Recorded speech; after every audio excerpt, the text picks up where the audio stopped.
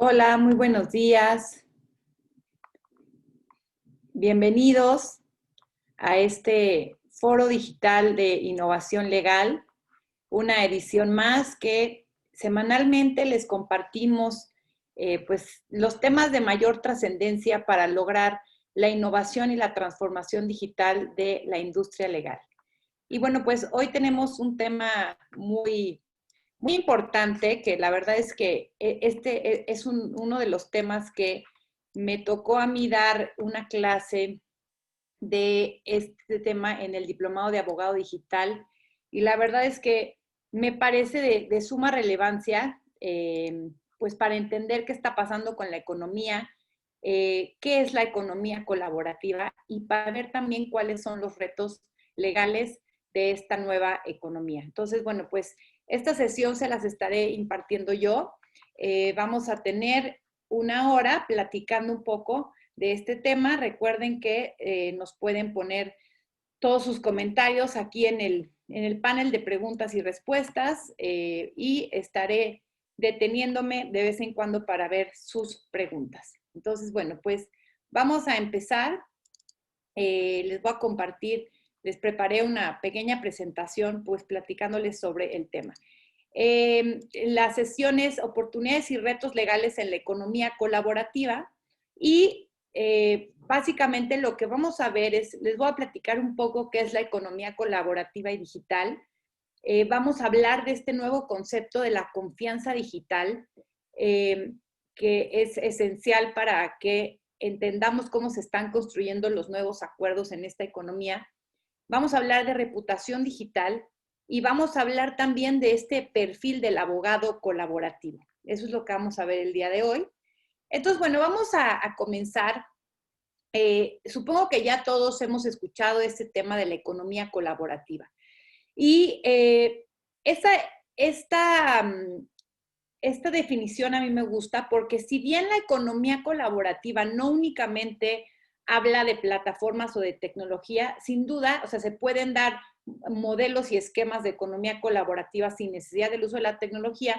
Como estamos en este foro digital donde hablamos de temas de tecnología y transformación digital, vamos a enfocarnos un poco en las plataformas que a través de la tecnología permiten este tipo de nuevos intercambios colaborativos. Entonces, en este aspecto, la economía colaborativa vamos a entenderla como este sistema social y económico que está guiado por las tecnologías en red que nos van a permitir compartir e intercambiar todo tipo de activos, servicios, productos, desde espacios, posesiones, hasta habilidades, y en un grado nunca antes posible, ¿sí? Si bien, pues, esquemas colaborativos de compartir, de pertenencia de la tierra, pues hemos conocido desde siempre, desde las culturas tradicionales. De hecho, nos contaban en un programa que tuvimos en Foro Jurídico la presidenta del Tribunal Agrario, que pues en México más de la mitad de las tierras son comunales, ¿no? Entonces, digamos que no es un esquema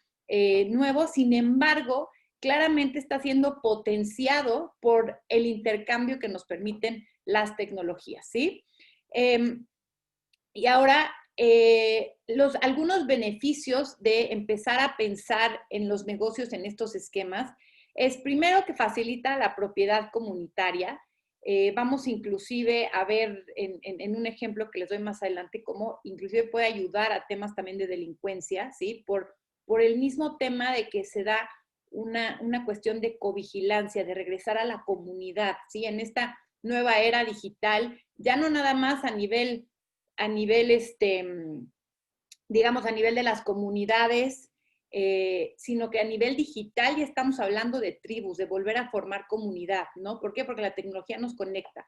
Permite, obviamente, fomentar la producción local, nos permite compartir, nos va a permitir cooperar y va a hacer que se recicle o se regenere abundancia económica y también medioambiental, porque va a haber muchísimo menos desperdicio, ¿ok? Entonces, aquí les dejo este esquema que me encanta porque realmente pensar en un esquema de economía colaborativa y entender los modelos de negocio de la economía colaborativa, lo podemos aplicar a cualquier tipo de industria, ¿no? En el sector del transporte, como vamos a ver casos como lo es BlaBlaCar, ¿no? En donde yo puedo compartir un viaje que voy a hacer por ejemplo, en carretera, para que alguien más pueda beneficiarse de ese mismo viaje y a mí me pueda costar menos. En temas de alojamiento vamos a ver también ejemplo, bienes, servicios, espacios, inclusive en el tema del dinero, ¿no? Realmente en esta economía colaborativa estamos repensando lo que es el dinero y a qué le damos valor para precisamente intercambiar bienes y servicios. También vamos a ver ejemplos. Y los impactos que tiene, bueno, es que reduce la producción, como les decía, ¿no? Nos permite hacer producciones más eficientes, nos permite compartir, tirar menos, reciclar más, el transporte se hace más eficiente, aprovecha los recursos que no están utilizados. Entonces tiene un impacto medioambiental importante que pues para las nuevas generaciones a partir de nosotros millennials, luego vienen los centennials, pues realmente el tema medioambiental está siendo ya parte del chip que traemos a estas generaciones, ¿no? Luego, a nivel social también tiene muchos beneficios, fomenta la cohesión social, mejora las comunidades locales, da valor a las relaciones sociales y genera solidaridad y confianza, que esto es un tema que vamos a estar hablando mucho.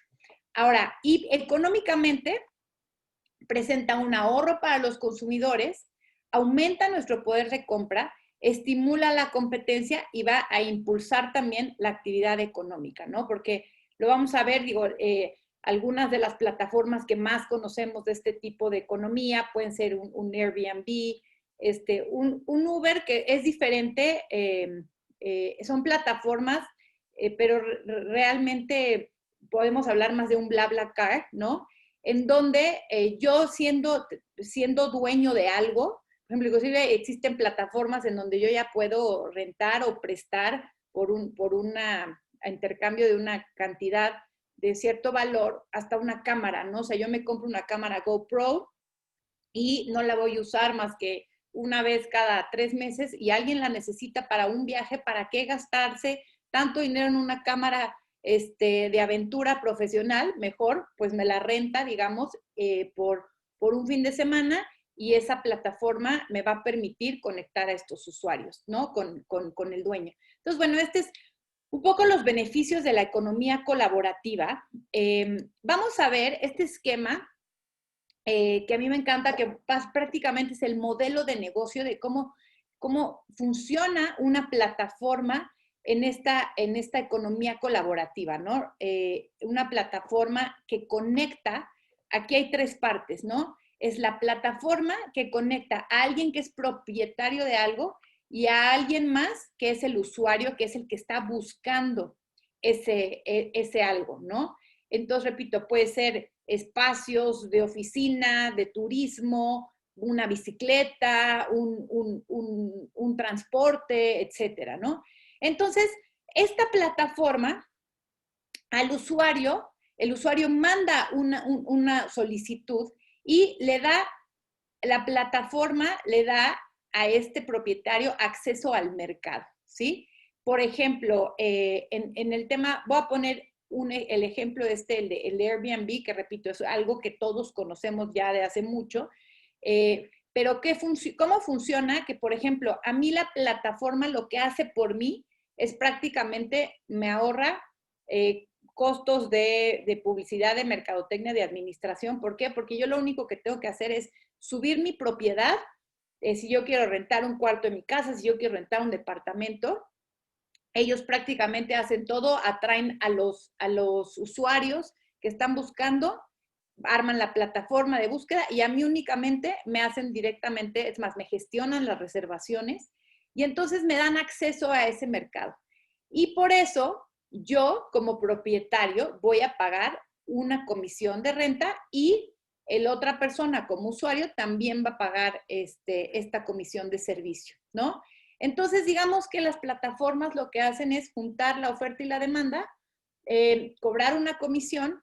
¿Y cómo sucede este intercambio? Miren, esta plataforma permite hacer que el bien, tangible o intangible, llegue a este usuario. ¿Y cómo es que se va a regular la confianza? Ahorita lo vamos a ver, pero a través de este esquema de recomendaciones, que le vamos a conocer como reputación digital, ¿sí? Entonces, bueno, lo vamos a retomar más adelante cuando les explique un par de conceptos, pero este es el esquema de cómo funciona una plataforma colaborativa, ¿sí? De hecho, si ustedes leen un gran libro, que si les interesa este tema les recomiendo, que es el libro de Tribus, así se llama, Tribus, de Seth Godin. Seth Godin es uno de los grandes gurús de la mercadotecnia actualmente, y él habla de que hoy en día no necesitamos líderes, sino necesitamos tribus. Y estas plataformas lo que hacen es únicamente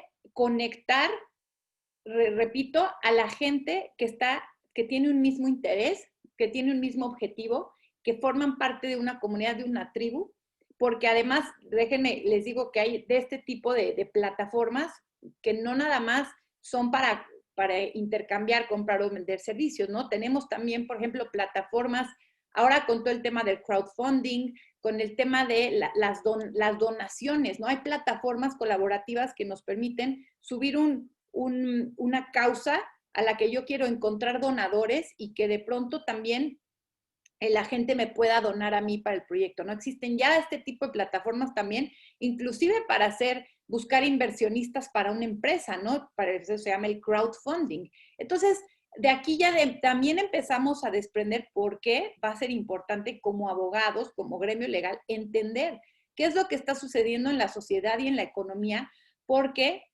se desprenden muchísimas implicaciones legales y modificaciones legales que vamos a tener que hacer para que esto también pueda funcionar, ¿sí? Algunos ejemplos de modelos de la economía colaborativa. Ya les platicaba de esto de consumo colaborativo, ¿no? Por ejemplo, este tema de comunidades de convivencia. Aquí les pongo un ejemplo de cómo ya es una realidad, una noticia de que en México buscan regular co-housing para adultos mayores, ¿no? ¿Qué es el co-housing? Así como el co-working, ¿no? En donde hay un espacio de oficinas y yo rento únicamente un espacio en vez de tener que rentar un edificio o un piso para mis oficinas. Esto también es digamos, una casa. Ahorita se está usando mucho más para temas de asilos de adultos mayores, en donde digamos, es una propiedad que comparte áreas comunes y yo puedo ahí comprar o aportar o invertir en mi retiro, ¿no? En mi casa, en donde yo tendré mi espacio, mi casita o mi espacio para dormir y todo lo demás lo voy a compartir. Y de hecho esto, digo, no sé si alguno ha escuchado, pero yo ya lo escucho también muchísimo más y cada vez más entre gente de mi edad, entre mis amigos, que ese realmente es una aspiración para cuando sean grandes, como de, oye, ¿por qué ni me voy a quedar solo, ni quiero vivir en un asilo? Pues, ¿por qué no vamos invirtiendo en comprar algo juntos, en construir algo, y de pronto que eso se vuelva ya nuestro co-housing cuando seamos grandes, ¿no? Entonces, este es un concepto, el de co-housing, que también es una realidad ya en la economía colaborativa. Por ejemplo, este tema de los jardines comunitarios, ¿no? Aquí les pongo esta noticia para que, repito, vean cómo esto no nada más existe en Estados Unidos o en otros lugares, ya en México. Esta es una noticia de arrancan jardines para la vida en 13 pilares de la ciudad. El gobierno de la Ciudad de México estuvo capacitando a diferentes mujeres para lo que llamaron estos jardines para la vida. Entonces, en las ciudades están cada vez más sucediendo los huertos urbanos, los jardines comunitarios. Y aquí me encantó este artículo que explica a fondo, dice, un jardín comunitario puede reducir la violencia y proveer comida orgánica para más de una familia. Entonces, imagínense que hay un jardín comunitario o un huerto urbano, como le llaman, y en donde yo puedo ir y rentar una pequeña parcela, ¿no? de tierra, y puedo ahí yo sembrar y ahí tener mi propio, pues mi propio cultivo, repito, sin necesidad de ser yo dueño de la tierra, ¿no? Entonces, esta es una de las grandes tendencias de los modelos de la economía colaborativa, de los modelos de negocio, que es que cada vez vamos a rentar más y a ser propietarios de menos cosas, ¿no? Antes yo compraba un coche, ahora hay mucha gente que dice, yo no compro coche, pues yo mejor me gasto eso en el Uber, ¿no? Antes yo compraba películas, las tenía físicamente, hoy yo ya no compro películas, yo ya rento, pago una renta mensual a Netflix y tengo todo el contenido que quiero, ¿no? Entonces, repito, esto, aunque a veces lo veamos muy familiar en esquemas como Airbnb, en esquemas como Netflix, necesitamos entender que esos ya son los nuevos modelos de negocio, ¿sí? Y esto empieza a aplicar para todo, empieza a aplicar para transporte, para todas las industrias que ya vimos, ¿no? Entonces, bueno, y esto también, les decía, tiene un impacto social impresionante. El otro día que platicaba con un maestro que es antropólogo y decía, ¿sabes cuál es el problema de la delincuencia? El problema de la delincuencia es la decisión social, ¿sí? Antes, cuando existían comunidades, cuando existían colonias, tú conocías al vecino, entonces, de pronto, si tú veías que algo raro estaba pasando en la casa del vecino, pues tú le hablabas de, oye, vecino, te están robando tu casa, o de hecho, no sucedía, todo mundo conocía al policía. Entonces, cuando existe comunidad, ¿sí? Hay un término que se llama la covigilancia, es decir, uno es vigilante del otro. Entonces, esto a la hora de que vivimos en ciudades, en espacios urbanos, se empieza a perder con todo el tema social que eso implica, ¿sí? En el sentido de que ya ni conoces a tus vecinos, ya ni hablas con ellos. Entonces, ya no existe ese término de covigilancia. Entonces, cuando de pronto regresas a estos lugares comunitarios, y repito, comunitarios no porque estemos en la comunidad indígena, en la sierra, no, o sea, esto ya está pasando en las ciudades, se empieza también a convivir más la gente, a conocer más la gente, ¿no? Y esto, repito, psicológicamente, socialmente no es un concepto que no conozcamos. Ha habido también a nivel de delincuencia estrategias para, de hecho, una que les funcionó mucho cuando recuperaron todo el tema de la delincuencia organizada en Colombia fue una gran campaña de conoce al policía de tu manzana, ¿no? Porque, repito, ¿cuántos de nosotros en la ciudad realmente conocemos quiénes son los policías que están custodiando nuestra manzana, hablamos con ellos, nuestra colonia, etcétera, ¿no? Entonces, bueno, eso es el tema de jardines comunitarios, cooperativas, empresas sociales. Esto, en verdad, tengo un ejemplo increíble y me gusta darles ejemplos como para que veamos de qué estamos hablando, pero recientemente fui a un lugar en Veracruz que se llama Las Cañadas, que es una historia de un señor que su papá le hereda 300 hectáreas de tierra, de ganado, en un lugar que es el bosque de Niebla, ahí en Veracruz, increíble. Y de repente el señor pues empieza a trabajar la tierra, empieza a poner ahí digamos, su empresa, sus cultivos, este tema también tiene de turismo, y de pronto se dio cuenta, dijo, es que a mí ya no me está funcionando esto de ser patrón, ¿no? La verdad es que no es lo mismo que la gente vaya a trabajar para ti, a que la gente trabaje contigo. Y de pronto decidió volver sus 300 hectáreas una cooperativa, en donde asoció a todas las familias que vivían ahí con él y cada quien se encarga de una parte, del terreno y cada quien ya es dueño de una parte de terreno, todos son socios, todos toman las decisiones en conjunto. Y la verdad es que sí me estaba contando también todos los grandes retos legales que hubo de entrada para conseguir un abogado que entendiera este nuevo concepto, en este nuevo, digamos, como capitalismo social, ¿no? En donde alguien que es dueño de 300 hectáreas de tierra, de pronto dice, esto no me funciona tener una relación patrón-empleado y yo quiero mejor que todos se suban al barco conmigo, ¿sí? Esto existía antes medio en el concepto de repartición de utilidades y así, pero la realidad es que cada vez más, repito, esta conciencia está permeando, ¿no?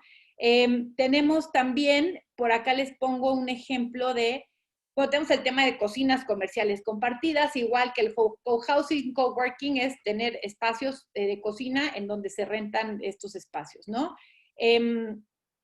Tenemos también las economías del regalo, que me encanta, y un ejemplo, la economía del regalo es literal o redes de trueque, que empezamos a intercambiar productos y servicios en donde no existe un tema de moneda, también se está cuestionando mucho el tema de la moneda, ¿no? Este es un ejemplo de una economía del regalo, que es una plataforma que se llama Couchsurfing, en donde yo lo que hago es que en vez de Airbnb, en donde yo rento un espacio en mi casa, yo realmente pongo a disposición un couch, ¿no? Un sillón o un espacio para que alguien de esta comunidad de couchsurferos se venga a quedar a mi casa de forma totalmente gratis. Pero ¿qué sucede? Que a la hora que yo pongo a disposición un espacio, más bien a la hora que yo voy y uso uno de estos espacios viajando a otra ciudad, yo me comprometo también a dar un espacio en mi propio lugar de residencia para hacer como que este intercambio, ¿no? Entonces, esta es una plataforma que es enorme, está en todo el mundo y la realidad es que la gente, esta comunidad de couchsurferos viajan sin pagar un peso de alojamiento, ¿no? Entonces, ¿y qué sucede? Imagínense la locura, y ahorita vamos a hablar del término de confianza digital, pero imagínense la locura de decir, oye, yo voy a llegar a donde sea, ¿no? O sea, a Polonia y me voy a quedar en casa de un total desconocido que encontré ahorita en internet y que tiene ahí un sillón disponible para que yo me duerma, ¿no? Y así le voy haciendo en cada ciudad a donde voy. Entonces, ese es otro de los ejemplos, ¿no? Y finalmente tenemos, ahorita vamos a ver uno de los grandes retos, el tema de propiedad intelectual, ¿no? Porque toda la gran tendencia de la economía colaborativa son estas licencias Creative Commons o lo que conocemos como el copyleft o los open source, ¿no? De pronto venimos de una economía de competencia, una economía en donde todo es cerrado, en donde el conocimiento es cerrado, en donde yo registro mi marca, todo esto es mío, que nadie me lo robe. Y de pronto es como de, oye, no, yo tengo este proceso, yo tengo este contenido, yo lo quiero regalar al mundo, yo creé blockchain, yo creé esta tecnología que va a revolucionar, no quiero que le cueste a nadie, te la dejo open source o software open source para que cualquiera la pueda usar, ¿no? Entonces, estos son algunos de los ejemplos. Repito, muchos de estos están propulsados, la mayoría por la tecnología. No todos necesariamente necesitan tecnología, pero estamos hablando de temas tecnológicos. Ahora, les voy a recomendar a esta mujer que se llama Rachel Botsman, si les gusta este tema, que ella dice, en la economía colaborativa, tu reputación es tu activo más valioso. Miren, ella tiene estos 3 videos en TED, que en verdad se los recomiendo. Primero, el primero es la moneda de la nueva economía es la confianza. El segundo es, hemos dejado de confiar en las instituciones y comenzado a confiar en los desconocidos. Este es un tema esencial para entender filosóficamente y económicamente de la economía colaborativa, es el tema de la descentralización. No es en su gran pilar manifestado, reflexionado en lo que es el blockchain, ¿no? En donde se empiezan a descentralizar las monedas, se empieza a descentralizar, también se empiezan a descentralizar, hemos visto aplicaciones de, por ejemplo, blockchain en registros públicos de la propiedad, y empiezan a dejar de depender las cosas de una sola institución que gobierna y digamos que la gobernanza se empieza a distribuir entre diferentes nodos, ¿no? Y en defensa del consumo colaborativo. Estos 3 videos, cualquiera que decidan, valen muchísimo la pena si les interesa el tema. Y la confianza en los desconocidos, ese es el gran tema, ¿no? A mí, cuando yo empecé a rentar uno de los cuartos de mi departamento en Airbnb, la gente me decía, oye, pero no te da miedo que vayan a llegar y que pues te vayan ahora sí que como a robar o vaya a pasar algo. Y yo le decía, ¿sabes qué? No, ¿por qué? Porque existe esta confianza a través de qué? Ahorita lo vamos a ver, pero de los reviews, de los comentarios. Entonces, bueno, estos son algunos de los ejemplos de plataformas de economía colaborativa. El BlaBlaCar, que ya les decía que es esta parte de yo voy a irme de aquí a Querétaro, subo mi trayecto en BlaBlaCar y de pronto, pues alguien más que va a Querétaro se puede subir conmigo y compartimos ese viaje y a mí me pagan, ¿no? Obviamente Airbnb. En Estados Unidos está esta plataforma increíble que se llama TaskRabbit, que en México hemos tenido plataformas similares, pero el TaskRabbit es que yo puedo contratar a través de esta plataforma cualquier tipo de servicio, por ejemplo, de plomería, de carpintería, de electricidad, y la gente que ofrece estos servicios lo sube, ¿no? Tenemos en México alguna plataforma similar que se llama Aliada, que esta plataforma está hecha específicamente para servicios de limpieza, en donde entonces si yo necesito limpieza para mi casa, para mi oficina, para un día a la semana, yo puedo meterme a esta plataforma y solicitarlo y ellos se encargan, repito, de toda la parte de la investigación de la persona, inclusive ya hasta del seguro social, etcétera, ¿no? Y estas son comunidades de trueque, ¿no? Que se llama el Lending Club, entre otras, que esta ya es ni siquiera yo voy a vender algo, sino que yo voy a decir, oigan, yo tengo esta computadora, ya no me sirve, se las intercambio por algo más. Y yo veo ahí que está ofreciendo la comunidad y entonces empiezan a ver, la tecnología empieza a facilitar este trueque entre las personas, ¿no? Entonces, bueno, inclusive hay plataformas para encontrar babysitters o para que se quede tu perro, ¿no? Entonces, bueno, esta les decía la de Aliada. Entonces, también en el derecho está sucediendo esto mismo, ¿sí? Tenemos ya lo que se llaman marketplaces, ¿no? Que estas son las plataformas que conectan de abogados. Tenemos no solo marketplaces, estas si quieren, en verdad apúntenlas y ustedes métanse una por una a ver cómo funcionan, pero no solo marketplaces en donde yo puedo ofrecer mi servicio como abogado y el usuario que necesita servicios legales ahí buscar al abogado, que la verdad es que en México todavía este concepto de marketplace de los abogados, yo siento que no le terminamos de agarrar la onda y como que los marketplaces de abogados han funcionado porque terminan haciendo, o sea, que tú subas tus servicios y de pronto te dan ya la gestión de tu despacho, ¿no? O de tu notaría o de lo que sea, o de o de tu departamento legal. Sin embargo, no, no siento que todavía le agarramos mucho la onda en el sector legal. Ahora, también existen comunidades de experiencia jurídica. Y esto es bien importante porque en la medida en la que la gente se puede conectar a toda la información que existe en Internet, también hay cada vez más información legal en donde ya no se necesita al abogado para compartir esta información. Esto se llama desintermediación. Y este concepto lo explica muy bien Richard Susskind en su libro de El futuro de las profesiones, en donde habla de que las profesiones tenían un sentido cuando el conocimiento y la distribución del conocimiento no era tan abierta en una sociedad. Entonces, las profesiones eran estos, él le llama como los gatekeepers, ¿no? Como los que resguardaban, los guardianes del conocimiento de una cierta área.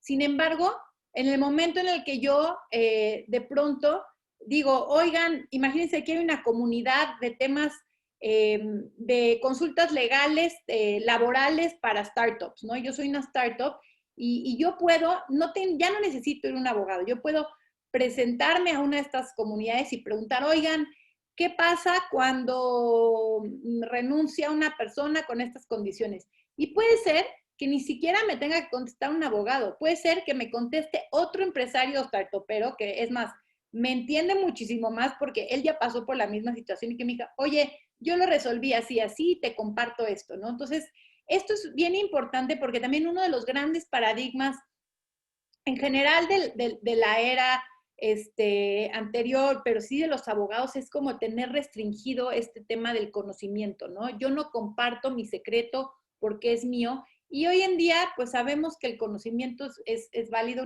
únicamente a raíz de que se comparte. Y, y bueno, tenemos también estas tendencias en el sector legal, ¿no? Tenemos aquí un tema bien importante que así como nos decía esta Rachel Botman, que la reputación iba a ser tu moneda de cambio, esto es bien importante porque efectivamente si alguien ha usado estas plataformas, que las hemos usado, porque seguramente todos hemos usado un Uber, un Airbnb, un Mercado Libre, vemos esta parte de los reviews, ¿no? Los reviews que son los comentarios, en donde yo como usuario me va a dar confianza un servicio o producto con base en los comentarios que yo vea de otros usuarios. De hecho, y eso se llama reputación. Por ejemplo, en Airbnb está el ejemplo de que si a mí me califican muy bien, voy a ser un superhost, ¿no? Y entonces mi superhost es una reputación en donde la gente dijo, oye, Janet me atendió súper bien, el lugar es como estaba en las fotos, etcétera. Y entonces de pronto la siguiente persona que va a rentar conmigo, eso le da confianza, ¿sí? Y entonces, hay una iniciativa que también se pueden meter a buscar que se llama Open Reputation, ¿sí? Ahorita también otra de las grandes tendencias, así como vemos el término legal tech, que es tecnología aplicada al sector legal, que vemos fintech, tecnologías financieras, que vemos edtech, ¿no? Tecnologías aplicadas a la industria educativa. Estos ya son términos que necesitamos estar familiarizados con ellos. También tenemos estos nuevos términos que tienen precedente, el open, ¿no? El open banking. Y este es el open reputation. ¿Qué es el open reputation? Nada más y nada menos que este movimiento que dice que yo pueda migrar mi reputación de una plataforma a la otra. Es decir, si yo vendo por Mercado Libre, si yo rento en Airbnb, si yo viajo por alguna otra plataforma, que yo pueda, de pronto, si yo quisiera, no sé, por ejemplo, si yo quisiera subir o si yo soy conductor de Uber y me quisiera pasar a Didi, que yo no tenga que empezar de cero a armar reputación, sino que pueda, ¿cómo se llama? Trasladar mi reputación digital de una plataforma a la otra, ¿no? Entonces, pero esto también nos impacta como abogados. Este tema no lo voy a tocar mucho, pero sí se los voy a decir, que hay un tema de reputación digital también a nivel de manejo de nuestra propia reputación, ¿no? ¿Cuál es? Y está un marketplace, les digo, en México todavía no funciona así, pero cada vez más veremos plataformas en donde se tenga que evaluar a el servicio de un abogado, ¿no? De hecho, yo muchas veces lo he establecido así y lo repito.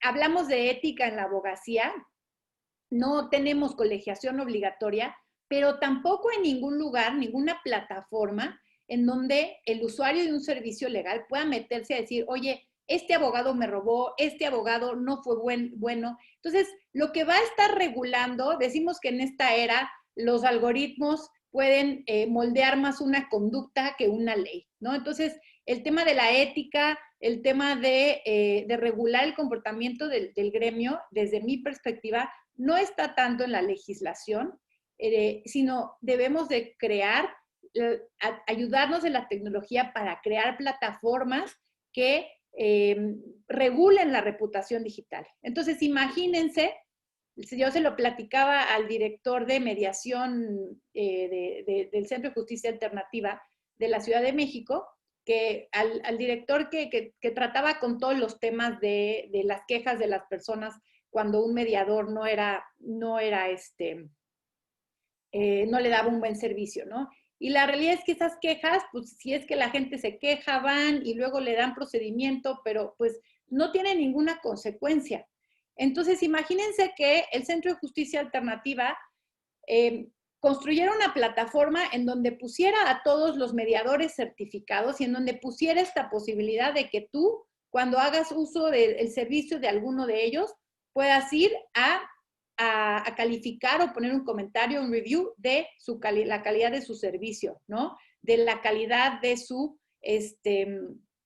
o poner, te dio buen servicio, no te dio buen servicio. Entonces, otro usuario, a la hora que va a hacer uso de un servicio de mediación, puede entrar y ver que este es, así como hay Superhost, este es un super mediador porque ha tenido calificación de 5 en todo y la gente le encanta. Y entonces ahí de pronto vamos a un tema de confianza, ¿sí? Creo que uno de los pilares de los abogados, de por qué estamos mal en reputación en la sociedad, es por este tema de que no tenemos confianza, de que no hay, no van a responder, si se va con mi dinero, pues no tengo a quién decirle o en dónde quejarme, ¿no? Entonces, esto vemos que la confianza nos la va a dar la red de usuarios, pero también nos va a dar la eficiencia en la tecnología. Y aquí, después de haber hablado de estos términos, regreso a este esquema que les ponía de la economía colaborativa, en donde, miren, la confianza en la red, les decía, me la va a dar esta parte de las recomendaciones o del hecho de que yo escuche o lea los temas de otra persona, ¿no? Y esto es un tema de reputación digital, aunque no sea economía colaborativa. Yo siempre les recomiendo muchísimo en estrategia de marketing digital que tengan testimoniales de sus clientes escritos o en video, porque eso, a la hora que alguien va a ir a contratar su servicio, les da muchísima confianza, ¿ok? Entonces, y tenemos la confianza y eficiencia en la tecnología, que es toda esta infraestructura que el usuario no ve, pero que tiene que funcionar, ¿sí? En donde se tienen que respetar, aquí vamos a ver, de aquí también entran mucho los abogados, en garantizar esta confianza en la tecnología. Este abogado digital que primero le debe de asegurar al usuario que la identificación de aquellos que están trabajando en un entorno digital o en un entorno electrónico, ¿no? Esto es un tema de identidad digital. Este es un tema que también hemos abordado en estos foros digitales. Estamos construyendo un curso específico de identidad, identificación y autenticación de identidad digital. ¿Cómo sé ya en este mundo digital que la persona que está diciendo que sí, que está firmando un acuerdo, que está firmando un contrato a nivel digital es la persona que dice ser, ¿no? Tenemos también que asegurar la integridad de los datos y documentos enviados a través de medios digitales. Aquí, pues obviamente, entran los abogados en conjunto con los programadores, con la gente de ciberseguridad, para permitir también que demos protección a esos datos personales, a esos documentos. Tenemos que conservar la confidencialidad de la información y los datos intercambiados o almacenados en un medio electrónico. Por ejemplo, esto también pasa mucho en la confianza que podemos tener a la hora de hacer uso de las tarjetas de crédito, para hacer compras en línea, etcétera, ¿no? Y debemos de crear un vínculo claro entre un documento o una acción electrónica y la responsabilidad individual legal. Esto tiene mucho que ver con el tema de firma electrónica, que también ya lo hemos visto mucho en estos foros digitales y lo seguiremos viendo porque ¿cómo logro vincular y validar el consentimiento de una persona a la hora de hacer una acción electrónica? No tiene que ser, ya hemos visto que es firma electrónica avanzada, simple, o están estos de Click Wrap Agreement, que únicamente son estos contratos de adhesión que con yo dar clic en OK, ya estoy prácticamente dando mi consentimiento, ¿no? Entonces tenemos que tener todos estos asegurado para que haya una confianza en la tecnología. Y esto que les decía, la confianza en la red, que me la dan todas las partes de los reviews, ¿no? Ahora, la pregunta es si están los abogados listos para la economía colaborativa. Los abogados que estamos acostumbrados a irnos al litigio, a irnos a la pelea y que, como veremos, esta economía colaborativa, pues se trata más bien de construir acuerdos y colaborar. Ahora, este es a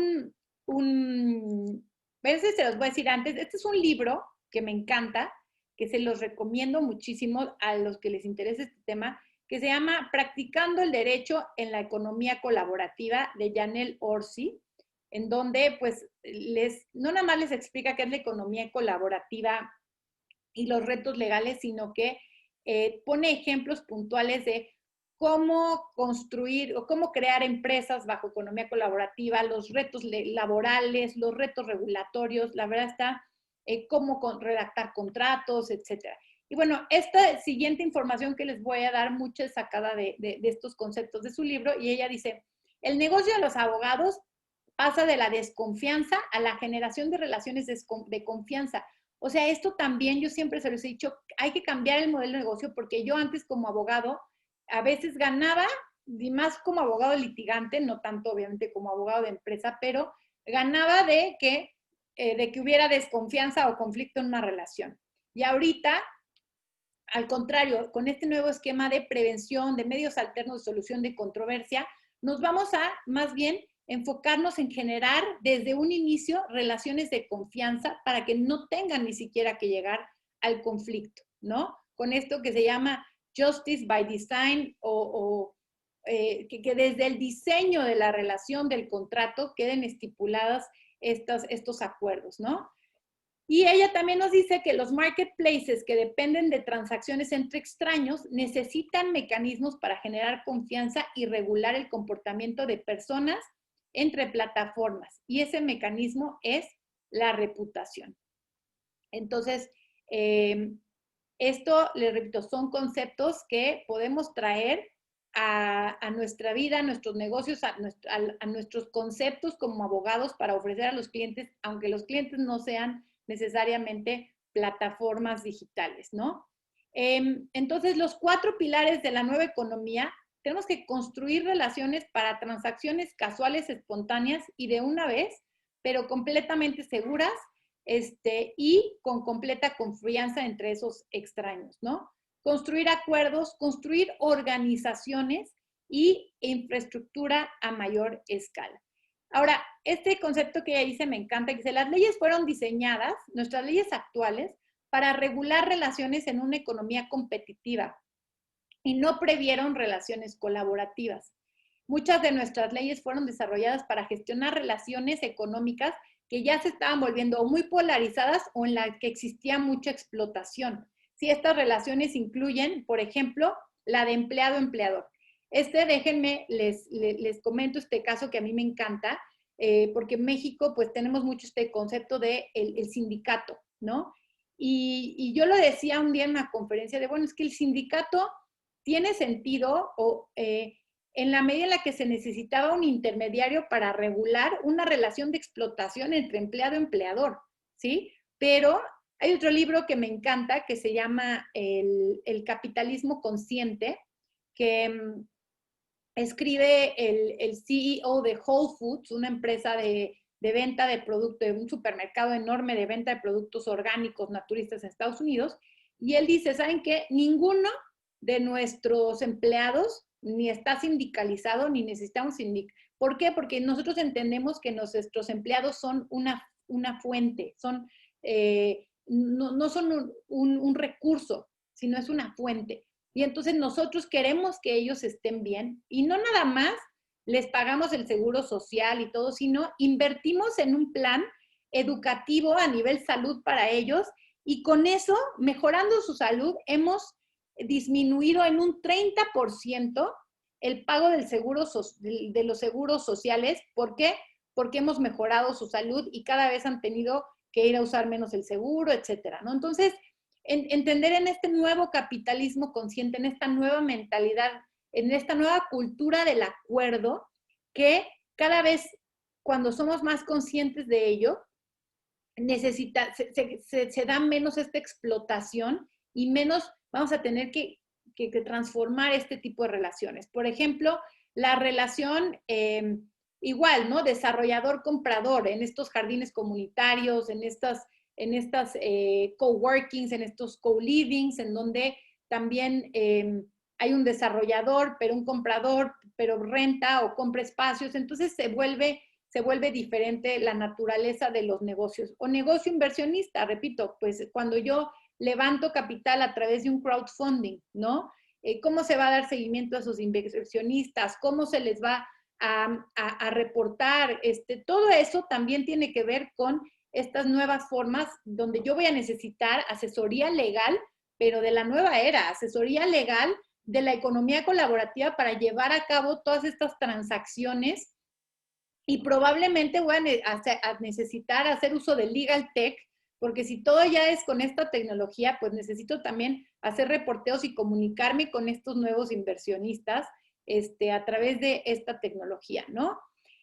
Y bueno, en la relación claramente consumidor-productor. Entonces, en esta ella nos dice, retos del abogado en la economía colaborativa. Primero, el diseño y la redacción de los acuerdos. Sí, esto es bien importante porque todos los machotes de contratos que teníamos, muchos ya no sirven, pero además, esto también lo hemos visto como el tema del legal design, ¿no? El diseñar un contrato, primero para que lo entienda la persona. Ella pone un ejemplo que me encanta, que dice, a mí había veces que me venían a contratar para explicarles el objeto de su acta constitutiva o diferentes regulaciones, reglamentos internos que les habían hecho los abogados en donde el empresario ni siquiera le entendía a lo que estaba diciendo. Entonces, imagínense lo complicado. Una gran tendencia de esta nueva era es lo que yo llamo el lenguaje natural, ¿no? El lenguaje que tenemos que hablar. Tenemos esta tendencia también en el Poder Judicial, en donde ya tenemos que hacer sentencias de lenguaje sencillo, en donde el otro día nos comentaban que el director jurídico de Santander se había puesto como uno de los principales objetivos de este año reducir todos los documentos legales a la mitad de lo que eran ahorita. Entonces, lo mismo lo tienes que decir en la mitad del espacio, ¿sí? Entonces, esto es también una tendencia donde tenemos que diseñar y redactar acuerdos de otra forma, en donde estas nuevas relaciones de confianza entre extraños necesitan tener lo que se llaman los online dispute resolutions, ¿no? Necesitamos también abogados que estén ahí construyendo estos árboles de decisión o matrices de tanto de riesgos como de solución de controversias que el usuario pueda hacer directamente en línea, ¿no? Que esto es un tema preventivo, que los conflictos no se vayan a litigio, sino que haya toda una estructura para resolverlos, primero desde el propio acuerdo, después ya tenemos los medios alternos de solución de controversias, y lo último será llegar a un litigio, ¿no? Porque además, justamente, pues a veces ni siquiera las autoridades entienden de estos nuevos modelos, ¿no? Y hemos tenido casos que ya han llegado a corte, como los de Uber, que digo, el Uber es un tema muy controvertido, obviamente tiene rasgos de economía colaborativa, pero hay grandes temas de responsabilidad, ¿no? En donde, pues, de pronto tengo un amigo que rentaba un coche en Uber y que de pronto, pues, resulta que el chofer que le manejaba el coche se lleva el coche y prácticamente se lo roba. Y él no tenía, porque como él había dado con su consentimiento las llaves, ¿no? Entonces, no había sido robo, había sido abuso de confianza, pero entonces la investigación ante el MP es diferente. Total que nunca pudo conseguir de regreso su coche. Uber obviamente no se hacía responsable. Entonces también hay un tema que una amiga que es investigadora trae una investigación que me encanta, que se llama capitalismo social, en donde también tenemos que hacer un balance entre qué tanto estas plataformas únicamente son plataformas que conectan usuarios y propietarios y que no tienen o no tienen responsabilidad.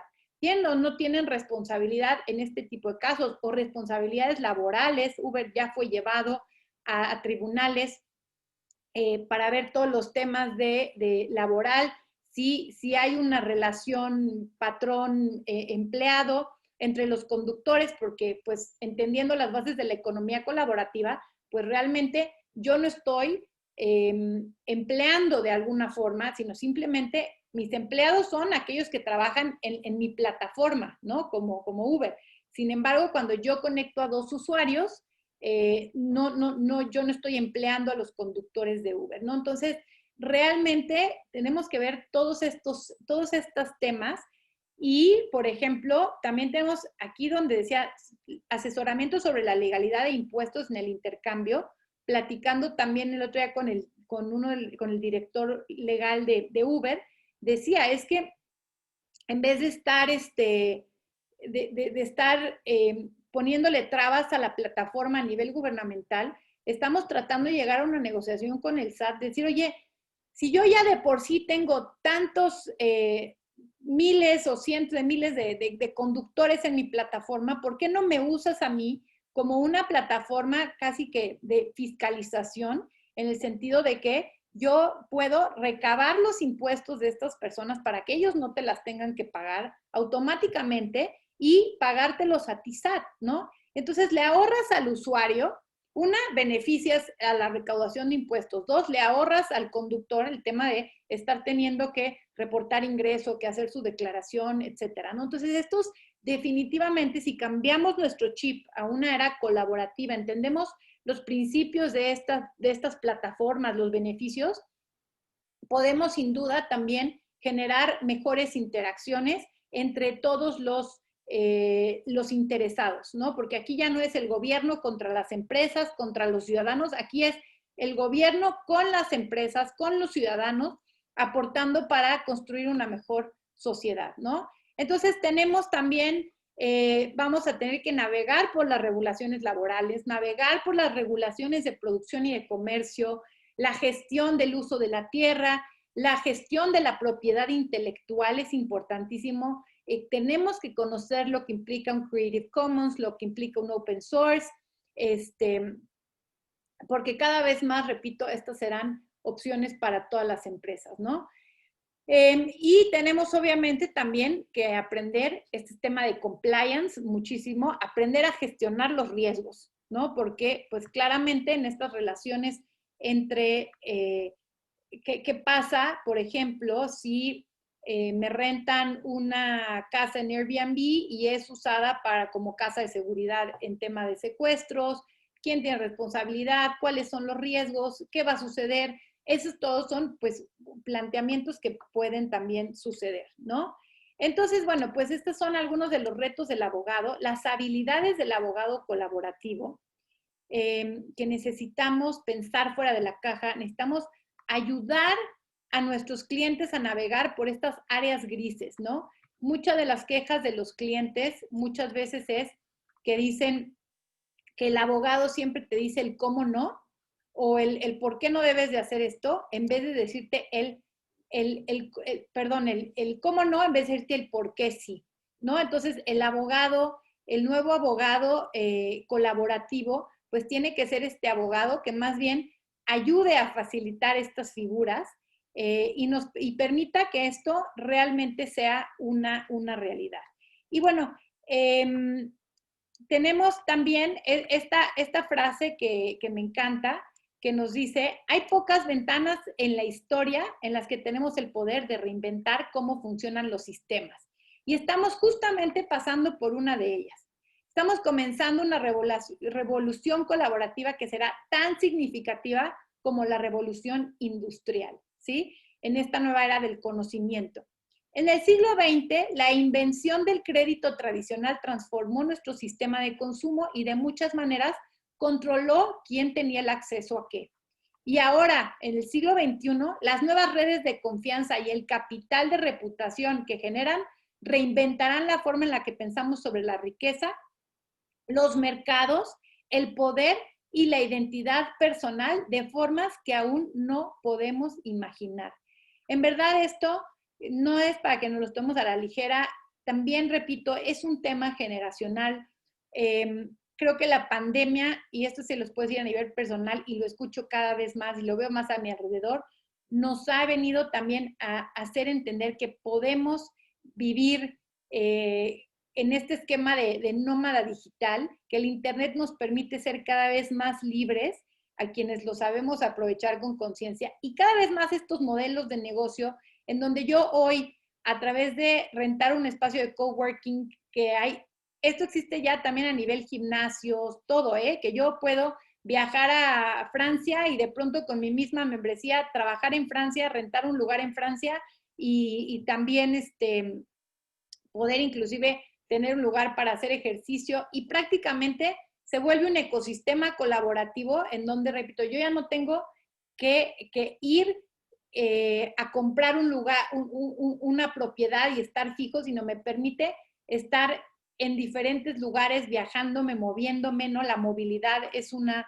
de las grandes beneficios, creo, de esta nueva economía. Entonces, bueno, pues esa sería la exposición del tema. Les dejo también aquí, pues digo, ya me conocen todos, mis redes sociales, y también les quisiera, por aquí veo que tenemos aquí algunos comentarios, no tenemos preguntas. Si alguien quiere, en lo que les hago algunos avisos parroquiales, si tienen alguna pregunta, con muchísimo gusto. Y bueno, pues quisiera también compartirles que estamos en Abogado Digital. Ya saben que estamos compartiéndoles cursos en donde estamos haciendo pues cursos que traigan estos temas de la nueva era, de la era digital. Y actualmente estamos por empezar el curso de propiedad intelectual y economía digital, que está coordinado por José Antonio Arochi de la Torre. Los que nos conocen ya saben que nuestro modelo es pues tener un coordinador experto en ese tema, y ese coordinador se encarga de juntar a este Dream Team de personas, de expertos en la materia. Entonces, bueno, tenemos a un gran equipo de Arochi Linder viniendo a impartir clases, a Jaime Limón, el presidente del Instituto Nacional de Ciberseguridad, Quetzali de la Concha, que es gerente jurídica en Penguin Random House, a Lorenzo Hurle, que también es en propiedad intelectual en Walmart. Y bueno, la verdad es que va a ser un gran curso que empieza el 27 de octubre. Les voy a dejar por acá en el chat la información por si alguien estuviera interesado. Actualmente contamos con el 10% de descuento para los que estén interesados. Y también comentarles un poco sobre nuestros próximos foros digitales para que se conecten. La próxima semana tendremos el foro de inteligencia artificial en el compliance digital, que viene Paulina Islas Guacuja, directora jurídica de Albo, México, una fintech, y tenemos otro gran tema el 28 de octubre, que es el derecho a la desconexión digital. Hablaremos con Sebastián Peñalba Orozco, socio de Introspecta, consultora humana, y este gran tema que ya está como iniciativa de ley en el Congreso, pues este tema de que, pues más con la pandemia, hemos visto que hemos estado de pronto muy conectados, a veces se nos va el tiempo y estamos casi que 12 horas, 18 horas conectados trabajando, y necesitamos también saber regular todo el tema de saber desconectarnos de las redes y de internet, ¿no? Entonces, bueno, pues yo les agradezco muchísimo por haberse conectado el día de hoy a una versión más de este foro digital de innovación legal, y los espero la próxima semana, miércoles a las 10 de la mañana, en este mismo link de registro. Muchísimas gracias a todos y buen día.